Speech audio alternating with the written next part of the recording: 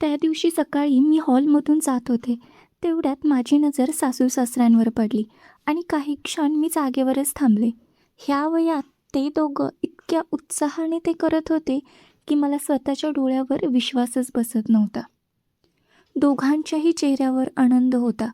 एकमेकांकडे पाहून हसत होते. कधी पुढे तर कधी मागे होत होते. त्यांची ती ऊर्जा पाहून मी अक्षरशः आश्चर्यचकित झाले.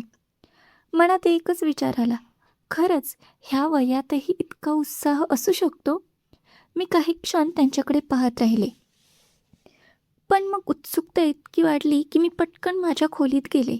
मोबाईल हातात घेतला आणि त्यांच्याबद्दलचे व्हिडिओ शोधू लागले. कारण मला समजून घ्यायचं होतं की ते इतकं मनापासून नेमकं काय करत होते. काही वेळाने कळलं की गेल्या काही महिन्यांपासून ते दोघं रोज सकाळी एकत्र नृत्याचा सराव करत होते आणि पुढच्या आठवड्यात होणाऱ्या ज्येष्ठ नागरिकांच्या सांस्कृतिक कार्यक्रमासाठी तयारी करत होते. ते समजल्यावर माझ्या चेहऱ्यावर हसू आलं. कारण दुरून पाहताना ज्या गोष्टीचा वेगळाच अर्थ वाटत होता, त्यामागे खरं तर एक सुंदर छंद, एकत्र घालवलेला वेळ आणि एकमेकांवरील जिव्हाळा दडलेला होता.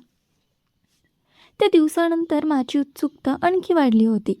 कारण सासू-सासरे रोज सकाळी इतक्या उत्साहाने सराव करत होते की त्यांच्याकडे पाहून मलाच प्रेरणा मिळत होती. एक दिवस मी लवकर उठून त्यांचा सराव पाहायला गेले.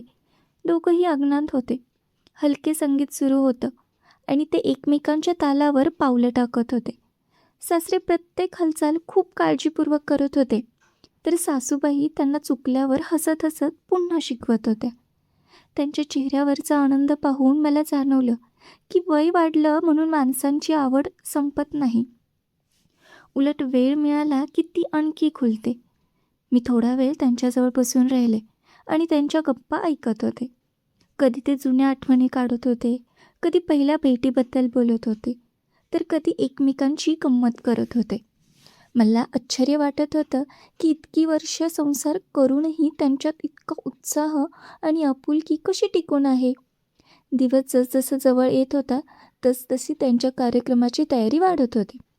घरात सुद्धा त्यांचा ह्याच विषयावर चर्चा व्हायची. सासूबाई नवीन साडीची तयारी करत होत्या. सासरे आरशासमोर उभे राहून स्वतःच्या हालचाली तपासत होते आणि मी हे सगळं पाहून मनोमन आनंदी होत होते.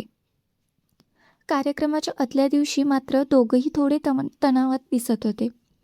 कारण इतक्या लोकांसमोर सादरीकरण करण्याची त्यांची पहिलीच वेळ होती. मी त्यांना धीर दिला आणि म्हणाले, तुम्ही दोघं जसं रोज मनापासून करता तसंच उद्याही करा. बाकी काही विचार करू नका. हे ऐकून दोघांच्याही चेहऱ्यावर पुन्हा हसू आलं आणि त्या क्षणी मला जाणवलं की मी फक्त त्यांचा सराव पाहत नव्हते, तर एका सुंदर नात्याचा, एकमेकांवरील विश्वासाचा आणि आयुष्यभर टिकलेल्या सोबतीचा अनुभव घेत होते. कार्यक्रमाचे दिवस अखेर उजाडला. सकाळपासूनच घरात वेगळीच लगबग सुरू होती. सासूबाई तयारी होण्यामध्ये व्यस्त होत्या. सासरे बाहेरून शांत दिसत होते, पण त्यांच्या चेहऱ्यावरचा ताण स्पष्ट दिसत होता. मी दोघांकडे पाहत होते आणि मनात विचार करत होते की गेल्या अनेक आठवड्यापासून त्यांनी या दिवसासाठी किती मेहनत घेतली होती. दुपारी आम्ही सगळे कार्यक्रमाच्या ठिकाणी पोचलो.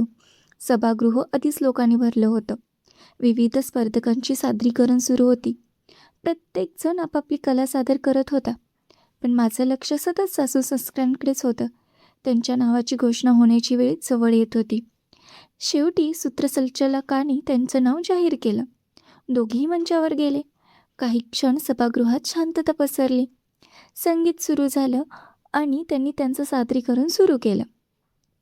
पहिल्या काही क्षणात त्यांच्या चेहऱ्यावर थोडासा तणाव दिसत होता, पण जसजसं संगीत पुढे सरकत गेलं तसतसे ते दोघे पूर्णपणे त्या क्षणात हरवून गेले.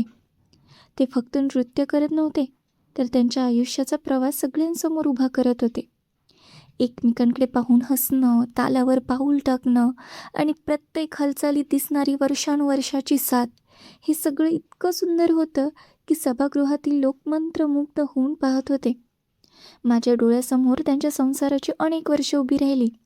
सुखदुःख, चढ उतार, जबाबदाऱ्या, मुलांचं संगोपन आणि त्या सगळ्यात एकमेकांना दिलेली साथ. आज त्या सगळ्या आठवणी जणू त्या मंचावर जिवंत झाल्या होत्या. सादरीकरण संपलं, संगीत थांबलं आणि काही क्षण संपूर्ण सभागृह शांत राहिलं. जणू लोकांना त्या क्षणातून बाहेर यायलाच वेळ लागत होता. आणि मग अचानक टाळ्यांचा कडकडाट सुरू झाला. एक दोन नव्हे तर संपूर्ण सभागृह उभं राहिलं होतं. लोक उभे राहून टाळ्या वाजवत होते. काहींच्या डोळ्यात अश्रू होते, काही जण हसत होते आणि माझ्या डोळ्यातही नकळत पाणी आलं. कारण त्या क्षणी मला समजलं की लोक फक्त त्यांचं नृत्य पाहून प्रभावित झाले नव्हते, तर त्यांच्या नात्याचं सौंदर्य पाहून भारावून गेले होते. कार्यक्रम संपल्यानंतर अनेक लोक त्यांच्याजवळ आले. कोणी कौतुक करत होतं, कोणी फोटो काढत होतं, तर कोणी म्हणत होतं, तुम्ही आम्हाला प्रेरणा दिलीत. सासूबाई हसत होत्या, सासरे थोडे लाजत होते, पण त्यांच्या चेहऱ्यावरचं समाधान शब्दात सांगता येणार नव्हतं. घरी परत येताना गाडीत शांतता होती. काही वेळाने सासरे हसून म्हणाले, इतक्या टाळ्या मिळतील असं कधी वाटलं नव्हतं. सासूबाई लगेच म्हणाल्या, टाळ्या नृत्यासाठी नव्हत्या, त्या आपल्या सोबतीसाठी होत्या. हे ऐकताच सगळे हसू लागलो. पण त्यांच्या त्या एका वाक्यात खूप मोठा अर्थ दडला होता. कारण खरंच लोकांनी त्या दिवशी दोन कलाकारांना नाही, तर आयुष्यभर एकमेकांची साथ निभावणाऱ्या दोन माणसांना सलाम केला होता. आणि त्या दिवसानंतर जेव्हा जेव्हा मी त्यांना एकत्र पाहते, तेव्हा मला एक गोष्ट नक्की आठवते. प्रेम सुंदर दिसण्यासाठी तरुण वयाची गरज नसते, ते आयुष्यभर जपण्याची गरज असते.